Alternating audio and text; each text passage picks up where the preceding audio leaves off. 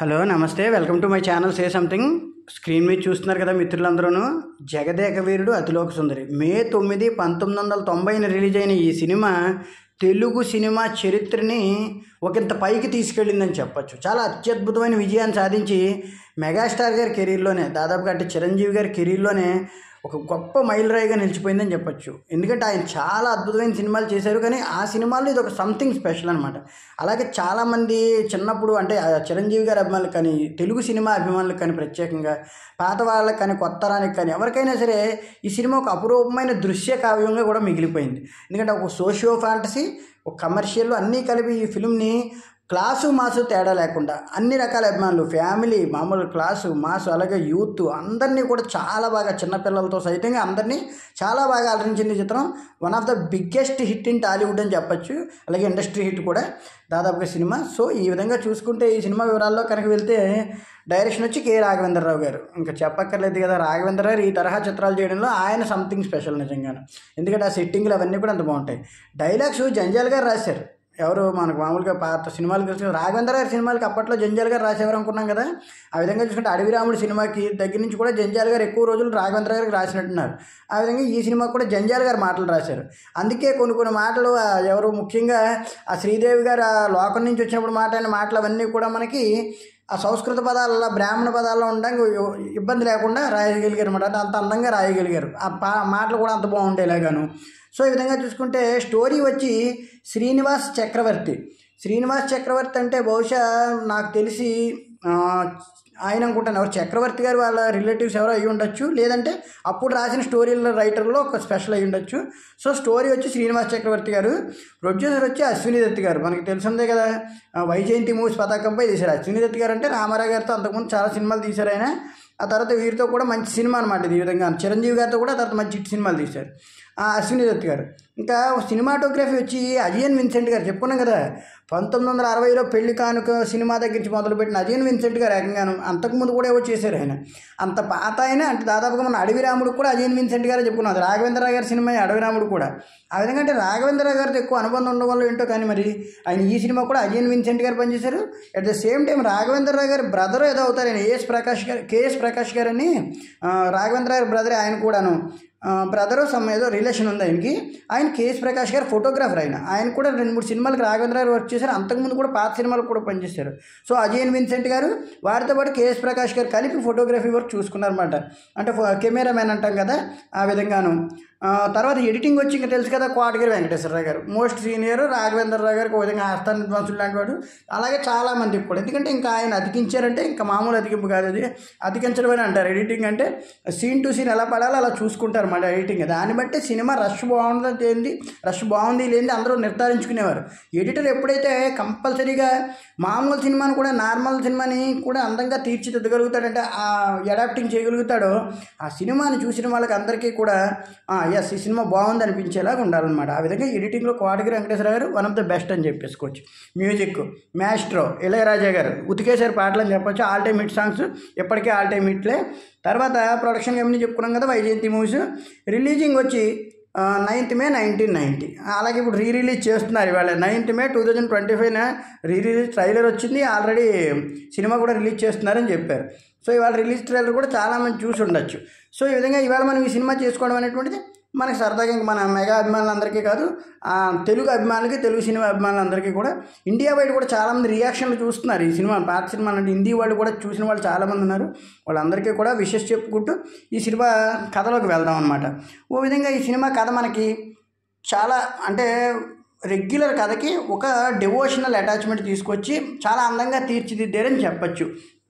అది ఎలాగంటే చిరంజీవి గారు కొంతమంది అనాథ పిల్లలను పోషిస్తూ ఒక ఏరియాలోని గైడ్గా ఉంటారు అన్నమాట. అంటే మనకి దాదాపుగాని ఇది కొండవీడు ఆ ప్రాంతం ఉన్న గుహల దగ్గర, వాటి దగ్గర ఆయన అరకు అనుకుంటాం, కొండవీడు అనుకుంటాం, కొన్ని ప్రాంతాలకు సంబంధించి ఆయన ఆ కొండవీడు ప్రాంతంలో గుహలు అవన్నీ ఉంటాయి. కొండవీడు రాజు ఎవరు ఉంటారు కదా, ఆయన పాలించిన ఆ గుహలవి చూపిస్తూ గైడ్గా వ్యవహరిస్తుంటారు. అదే టైంలో అక్కడే అల్లు రామలింగయ్య గారు, అట్ ద సేమ్ టైము ఇంకా ఎవరు బ్రహ్మానందం గారు, ఇంకో ఆవిడ ఉంటారు పాత కామెడీ యాక్టరు, ఆవిడ కూడా అక్కడ ఉంటారన్నమాట. ఆ విధంగాను ఇందులో స్టార్ కాస్టింగ్ మనం ముఖ్యంగా చెప్పుకోలేదు కదా, చాలామందికి విపరీతంగా స్టార్ కాస్టింగ్ పెట్టారని. మెయిన్ చిరంజీవి గారు, శ్రీదేవి గారు. ఇంక శ్రీదేవి గారు చూసుకోక్కర్లేదు, ఇంకా ఆవిడ క్యారెక్టర్ని బ్లాస్ట్ చేశారని చెప్పచ్చు.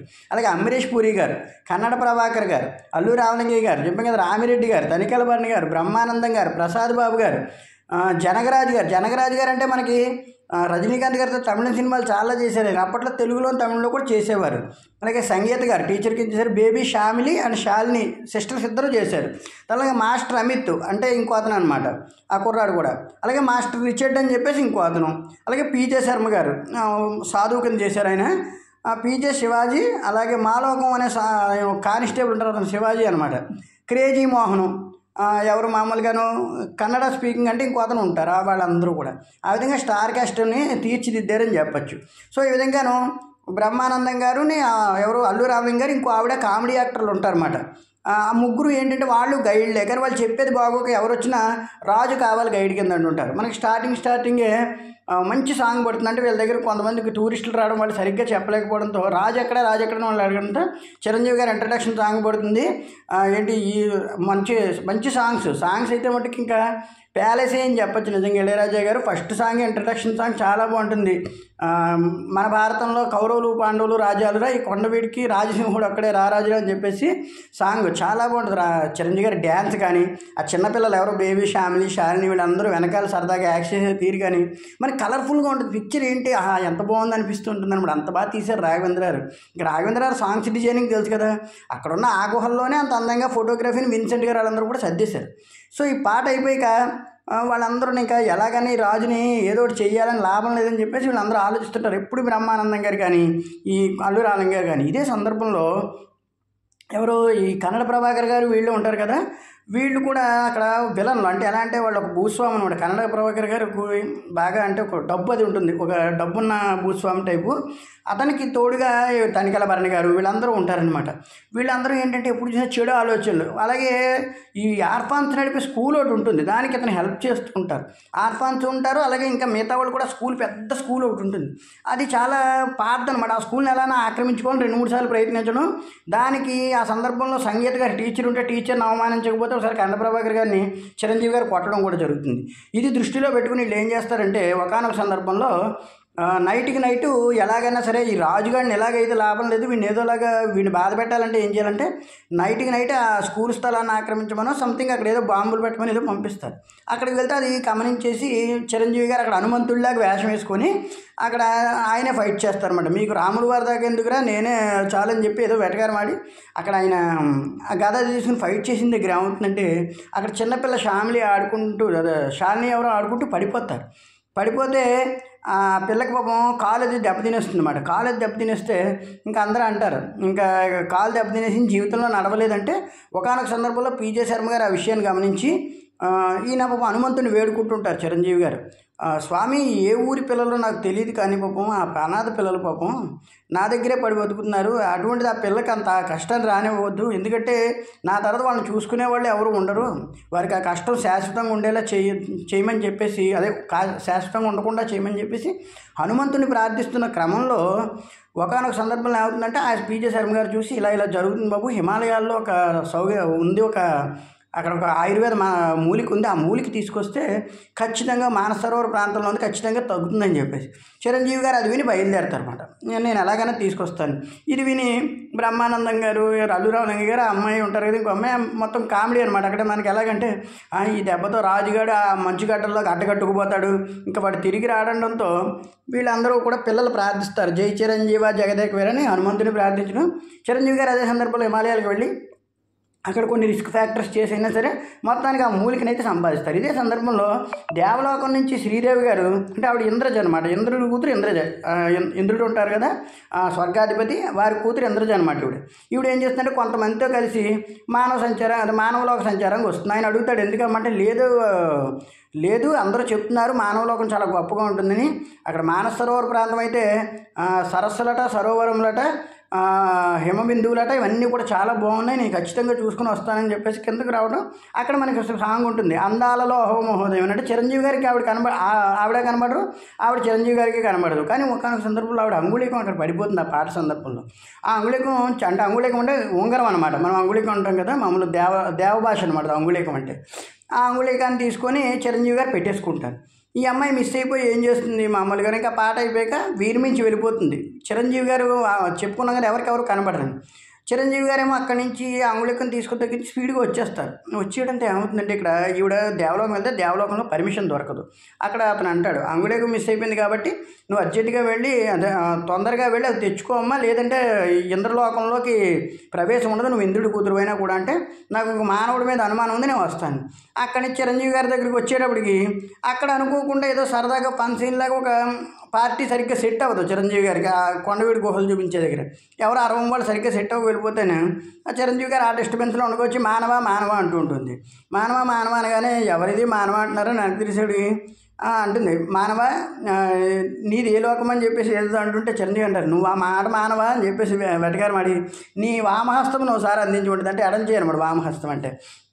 అవే నేనేమన్నా దేనికంటాడంటే ఏమీ లేదు ఒకసారి చూద్దామంటే చూద్దామని ఉంగరం దొబ్బేద్దామని వచ్చావు, నువ్వు దొంగవి ఎక్కడో వేషం వేసుకొచ్చావు, అయినా ఏ ఊళ్ళో వేషం అని అక్కడ ఏదో డైలాగ్ చెప్పి అంటాడు. మేము చూసాం చిన్నప్పుడు సినిమాలు అవన్నీ, పాత రామారావు గారి సినిమాలు అవన్నీ చూసాము, పాతాళ భైరవి అవన్నీ మాకు డైలాగులు వచ్చు, దేవలోకంలో దేవకన్యల గురించి మేము విన్నామని వెటకారమాట అనేసి చెప్పేసి తింగర బుచ్చి అని చెప్పేసి అంటుంటారు అన్నమాట. అని ఇంటికి వెళ్తే ఇంటిని ఫాలో అవుతూ వెళ్తుంది.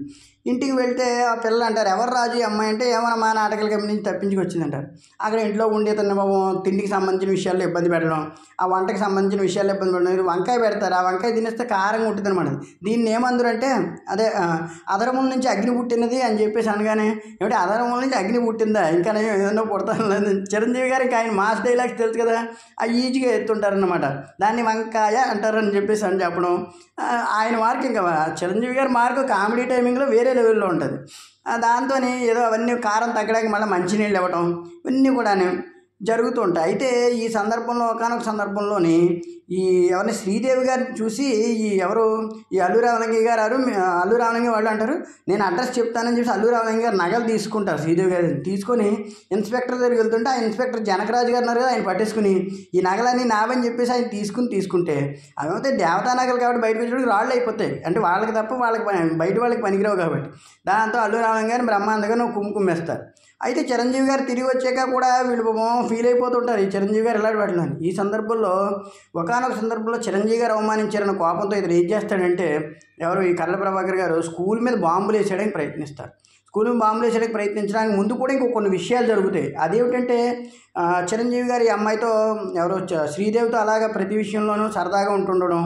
ఆ సందర్భంలో ఎవరు మాంత్రికుడు ఉంటారు, అమరీష్ పురి గారు మెయిన్ విలన్ మనకి. ఆయన ఒక మంచి కన్య గురించి వెతుకుతుంటారు అనమాట. అలాంటి సూచనలు ఆయన దగ్గరలో కనిపిస్తుంటాయి కానీ అది ఎవరి దగ్గర ఉందో తెలియదు. ఎందుకంటే అంగుళికం చిరంజీవి గారు చేతికి ఉంటుంది, తన చేతికి ఉండదు. తన చేతికుంటే ఆ పాటికి తెలిసిపోతుంది ఆయన. అయితే చిరంజీవి గారు చేసే అల్లరి పనులు ఇవన్నీ కూడా ఒకనొక సందర్భంలో బండి కారునేమో స్పీడ్ చేసేస్తుంది, పిల్లలు ప్రమాదంలో పడితే చిరంజీవి గారు కాపాడతారు, అప్పుడు కూడా తిడతారు. ఒకనొక సందర్భంలోనేమో వీళ్ళు అక్కడికి వెళ్తారు కదా, ఇక్కడ ఎగ్జిబిషన్ అంటాం కదా, ఎగ్జిబిషన్ దగ్గర వీళ్ళని చంపడానికి ప్రయత్నిస్తారు తనికెళ్ళ బర్ని గారు వీళ్ళందరూ. అయితే అక్కడ కూడా చిరంజీవి గారికి తెలియకుండా ఆ ఉంగరం వల్ల అంతా మంచి జరుగుతుందంటే అక్కడ ఆయన వాళ్ళందరినీ ఏడిపించేస్తారు తన శక్తితో.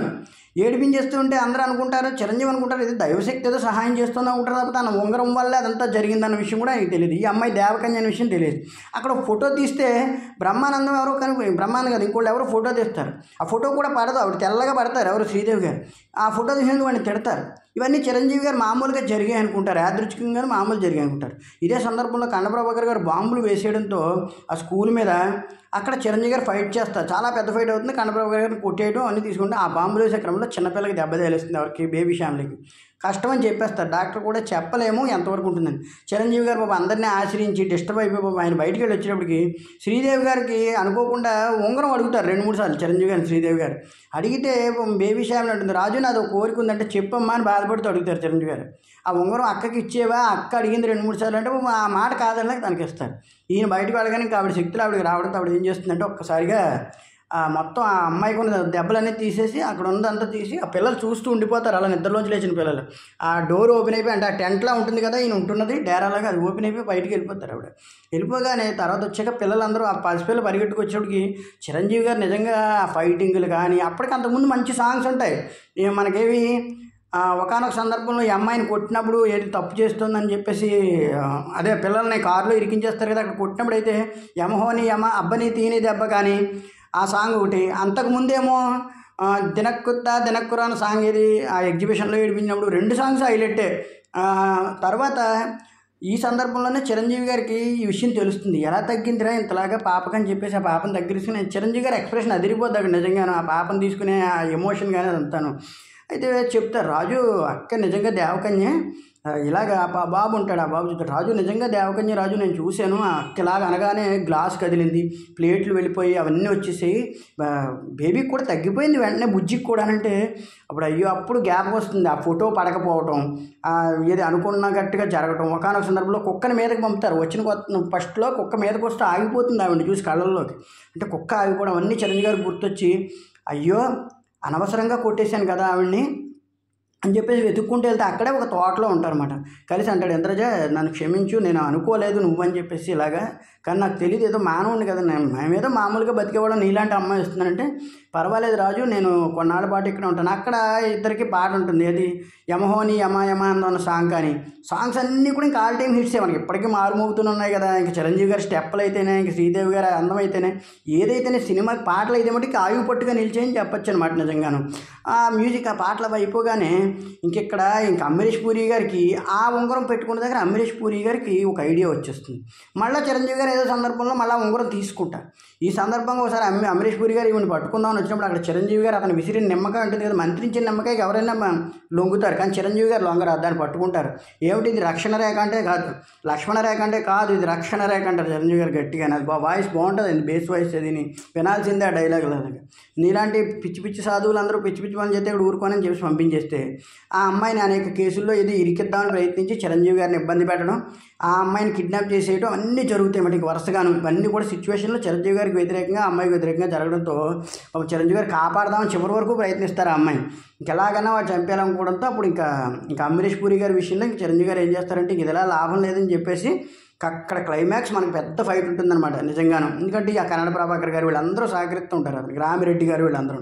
ఇంకా క్లైమాక్స్ ఇంకా ఫైటింగ్ అయిన దగ్గర అయితే మటుకి ఇంకా బేవచ్చు. ఈ లోపల మనకి మంచి సాంగ్స్ ఉంటాయి, ఇది ప్రియతమా నన్ను పలకరించి ప్రణయమాన సాంగ్ కానీ ఎక్స్ట్రాడినరీ సాంగ్స్ అన్నీ ఉన్నాయని చెప్పచ్చు నిజంగానే సినిమాలో.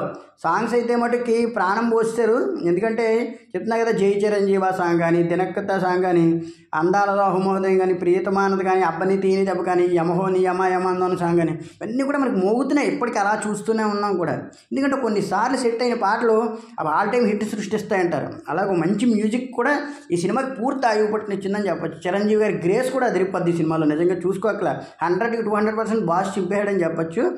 అయితే ఈ సందర్భంలో ఇంక చిరంజీవి గారు క్లైమాక్స్ ఫైట్కి ఇంకా సిద్ధపడి ఇంకా అక్కడికి వెళ్ళగానే ఇక్కడ చాలా పెద్ద ఫైట్ అవుతుంది. మొత్తం అందరినీ దొరికినట్టు చంపేస్తారు. కన్నడ ప్రభాకర్ గారి దగ్గర నుంచి అందరినీ చంపేస్తారు. ఇంకా చంపేసేటప్పుడు ఇంక ఇతనితో ఫైట్ అవుతున్నప్పుడు అనుకోకుండా అక్కడ శ్రీదేవి గారి దగ్గర ఉంగరం అదిని, ఈ లోపల ఉంగరం ఏమవుతుందంటే ఓ ద్వారా పిల్లల ఈవిడ దగ్గర జారి పడిపోయి అక్కడ దేవుడి దగ్గర పడిపోతుంది, హనుమంతుడి దగ్గరే ఒక ప్లేట్లో పడిపోతుంది. అది పిల్లలకు దొరకగానే పిల్లలు తీసుకొచ్చి ఈవిడికి ఇవ్వడం, ఆవిడకి ఇంకా అక్కడి నుంచి శక్తి వచ్చేస్తుంది. వచ్చి ఇంకా రౌడీలందరినీ ఆవిడ చెండాడేస్తుంది ఎవరో శ్రీదేవి గారు. ఇలాగే చిరంజీవి గారు కూడా ఫైట్ చేస్తే వెంటనే వచ్చి అంటుంది అమరీష్ పూరి గారు అతన్ని కత్తితో పొడుస్తారు. 2 సార్లు ఏవో దెబ్బలు తగిలితే రాజు ఉంగరం తీసుకుంటుంది. వద్దేంద్రజ నీ అంత పవిత్రమైన ఉంగరాన్ని ఇలాంటి పనికిమాలినోడి గురించి వాడాల్సిన అవసరం లేదు, వీడికి నా మానవ శక్తి చాలు మేధస్సుకి అని చెప్పేసి చిరంజీవి గారు అక్కడికి వెళ్ళి వెంటనే అమరీష్ పూరిని ఇంకా చంపేస్తారు. వాడు నిర్దాక్షిణ్యంగా చంపేసి ఇంకా అక్కడ వదిలేస్తారు. అప్పుడు అంటారన్నమాట, వెళ్ళిరా ఇంద్రజ, మా లోకంలోని కష్టాలన్నీ చూపించాను, దేవకన్యగా ఎంతో సుఖాన్ని అనుభవించేదానివి, మాకు లోకంలోని కష్టాలు కన్నీళ్లు పరిచయం చేసి నేను ఇక్కడి నుంచి పంపిస్తున్నాను, వెళ్ళిరా నేస్తాం. మళ్ళీ గడియలు దాటిపోతే అదే పౌర్ణమి ఏదో టైం పెట్టుకుంటారు వాళ్ళు. ఆ గడియ దాటిపోతే మళ్ళీ నువ్వు నీ లోకానికి దూరం అవుతావు, ఈ లోకంలో ఉన్న బాధలను వాటన్నిటినీ కూడా మర్చిపో, మాతో ఆనందం ఉన్న విషయాలు మాత్రమే గుర్తుంచుకోండి. అయితే ఆవిడ వెళ్తూ మళ్ళీ ఏమనుకుంటారేంటో కానీ ఆ ఉంగరం అందులో పడేసి మళ్ళీ చిరంజీవి గారి కోసమే తిరిగి వచ్చేస్తారన్నమాట. ఆ విధంగా వాళ్ళిద్దరూ ఒకటవుతారు. అది సినిమా ఎండింగ్, మనకి ప్లాట్ ఎండింగు. ఈ సినిమాలో అమరీష్ పూరి గారు విలన్గా చాలా బాగా చేశారు. ఎందుకంటే అమరీష్ పూరి గారి గురించి కూడా మెచ్చుకోవాలి. ఆ టైంలో ఆయన దాదాపుగా మనకేంటి ఆదిత్య 369, కొండవీడి దొంగ, ఈ జగదేక్ వీరుడు అదిలోకి సుందరి, ఇంకా కొన్ని సినిమాలు అశ్వమేధం, ఈ సినిమాలన్నింటిలో అమరీష్ పూరి గారి విలనిజం హై లెవెల్కి వెళ్ళింది. ఆఖరి పోరాటం అది కూడా రాఘవేంద్ర గారి సినిమాయే, సేమ్ ఇలాగే స్వామీజీ వేషం ఉంటుంది. కొండవీడి దొంగలో కూడా ఈయన స్వామీజీ వేషం ఉంటుంది. అంటే ఆ వేషాలకు ఆయన ఎలా యాప్ట్ అయ్యారు, ఆ టైం స్టోరీస్కి కూడా చాలా బాగా చేశారని చెప్పుకోవచ్చు. సో ఇంకా రామిరెడ్డి గారు కానీ కన్నడ ప్రభాకర్ గారు వాళ్ళందరూ అప్పుడప్పుడే లైమ్ లైట్లో విలన్లు, తనికెళ్ళ భరణి గారు వాళ్ళందరూ కూడా తమ క్యారెక్టర్ని న్యాయం చేశారు. శ్రీదేవి గారు ఈ సినిమాకి పర్ఫెక్ట్ యాప్ట్. అప్పటిదాకా చిరంజీవి గారితో ఆవిడ ఎక్కువ సినిమాలు కూడా చేయలేదు. ఈ సినిమాకి ఆవిడ చేసిన యాక్షన్ చిరంజీవి గారికి శ్రీదేవి గారికి ఉన్న best combo and first combo అని కూడా చెప్పచ్చు హీరోయిన్గా. అంతకుముందు ఒకటి రెండు ఏవో బాగా పాతప్పుడు చేశారు కానీ అవి ఏమి సెట్ అవ్వలేదు. ఇది మాత్రం ఆల్ టైమ్ హిట్లో ఒకటిగా ఉండిపోయింది అనమాట. నిజంగా సినిమా ఆ టైంలో తుఫాన్లు కూడా వచ్చేసాయని చెప్పేసి చెప్తారు. ఎందుకంటే నిజమే, ఆ టైంలో మా ఏరియాలో వర్షాలు కూడా పడి నాకు గుర్తుంది ఆ వెళ్ళిన టైం అదంతా కూడా చాలా బాగా వచ్చేది. అలాగే అవార్డులు కూడా చాలా బాగా వచ్చాయని చెప్పచ్చు. నిజం చెప్పుకోవాలంటే ఫిల్మ్ఫేర్ అవార్డు వచ్చింది బెస్ట్ డైరెక్టర్గా రాఘవేంద్ర గారికి, బెస్ట్ మ్యూజిక్ డైరెక్టర్ ఇళయరాజా గారు, బెస్ట్ సౌండ్ ఎడిటర్ అంటారు, ఆడియోగ్రాఫర్ అంటే సౌండ్ ఎడిటర్ అంటాం కదా ఆయన అనమాట ఏఆర్ స్వామినాథన్ గారు. బెస్ట్ కాస్ట్యూమ్ డిజైనర్గా కృష్ణ గారు, కాస్ట్యూమ్స్ కృష్ణ అని పొట్టిగా ఉండేవారు కదా విలన్ చేసి, ఆయన మనకు బాగా తర్వాత సినిమాల్లో క్యారెక్టర్లు కూడా చేశారు ఆయన. సో ఆ విధంగా బెస్ట్ కాస్ట్యూమ్ డిజైనర్గా కృష్ణ గారు, బెస్ట్ ఆర్ట్ డైరెక్టర్గా బి చలంగారని చేశారు. అంటే సెట్టింగ్లు అవన్నీ మాట ఆ ఇంద్రలోకం సెట్టింగ్లు అవన్నీ కూడా చలంగారని ఒక ఆయన చేశారు, ఎక్స్ట్రాడినరీగా చేశారని చెప్పచ్చు. బెస్ట్ కొరియోగ్రాఫర్ సుందరం మాస్టర్, ప్రభుదేవా గారు వాళ్ళ ఫాదర్ ఆయన, ఎవరో సుందరం మాస్టర్ అంటే ఆ విధంగాను. సో ఈ విధంగా అందరూ కూడా అవార్డులు వచ్చి చిరంజీవి చూడండి ఇక్కడ మరి ఇంత కష్టపడిన చిరంజీవి గారికి రాలేదు అవార్డు, అక్కడ శ్రీదేవి గారికి అలాగే ఉంటుంది. అంటే ఇక్కడ ఒక్కసారి ఒక్క ప్రతిభను గుర్తిస్తారు. ఒక్కోసారి హీరోకే రావచ్చు, ఒక్కోసారి బెస్ట్ ఎక్కడో ఎవరికో రావచ్చు. ఆ విధంగా అన్ని అవార్డులు అందరికీ వస్తాయన్నమాట. అవార్డు అనేటువంటిది ఏ ఒక్కరిది కాదు, ఎవరి ఆ టైంకి ఆ అదృష్టం ఉంటే వస్తుంది. అదృష్టమనే అనుకోవాలి, ఎందుకంటే అంతకంటే కష్టపడిన వాళ్ళు కూడా ఒకసారి రాకపోవచ్చు. అది అక్కడ సెలక్షన్ ఫాల్ట్ అని కాదు, ఆ టైంలో ఉండే సిమ్టమ్స్ని అక్కడ తీసుకుంటారు అంతే అవార్డుకి ఆ విధంగా. సో చిరంజీవి గారి కెరీర్లోనే కాదు తెలుగు సినిమా ఇండస్ట్రీలో బెస్ట్ అని చెప్పుకున్నాం కదా.